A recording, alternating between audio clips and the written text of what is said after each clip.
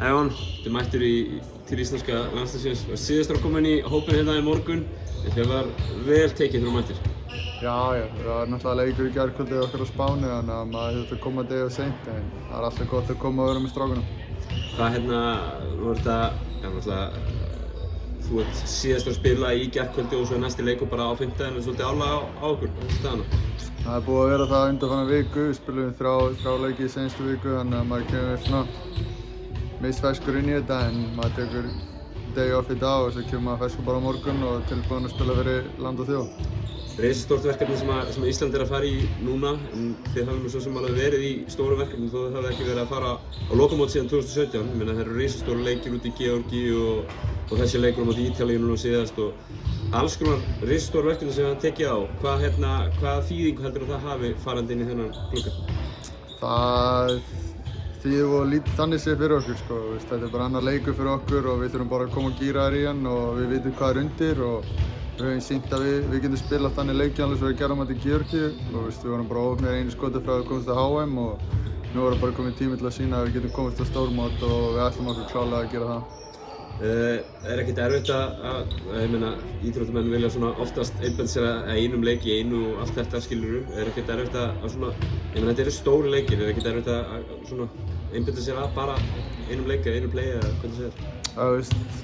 Ég held að það væri bara þægilegra út af það væri kannski öðruvísi að við ættum Ungverjalandi í seinni leiknum en við eigum Ungverja fyrst og við vitum að það er mikilvægasti leikurinn fyrir okkur í þessum glugga þannig að við þurfum bara að gíra okkur fyrir hann og koma og sigra hann og þá erum við komnir inn og þá skiptir Tyrkland og litlu nefnum bara upp á sæti sko og þannig að við erum bara fókusar á Ungverjaland og sjáum hvað gerist þá eftir hann.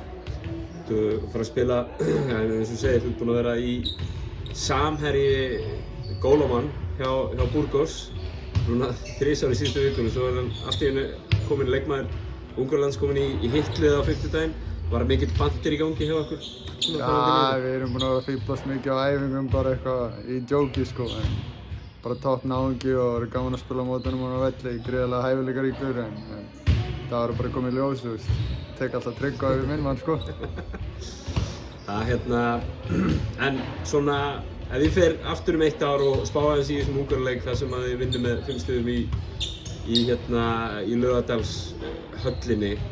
Man leið eins og sá sigur hefði getað verið stærri, var það svona, þið hefði getað svona bætt aðeins við það eða hvernig leið ykkur með þetta? Já, ef ég man rétt þá áttum við ekkert okkar besta leik en það er svona alveg sem maður segir, það er ákveðin styrkur í liðinu og við getum líka unnið á slæmu dögunum og mér fannst við gera það þegar við spilum við á heima þannig að ég held að við þurfum bara að koma klárir í þetta og byrja harkalega í vörninni og byggja upp frá því. Við erum á heimavelli Martins Hermannssonar hérna í Berlín en hann búinn að vera duglegur að segja ykkur frá sögu borgarinnar og eitthvað svoleiðis. Já, ég kom náttúrulega bara í morgun og þeir voru eitthvað að segja að maður að segja einhverja sögur í gær en ég á enga góða sögur hérna, ég er bara búinn að tapa í þessari borg þannig að gott að koma inn og vera bara að æfa. Kæra þakki Jón og gangi ykkur vel með áframhaldið á undirbúningum. Takk fyrir það.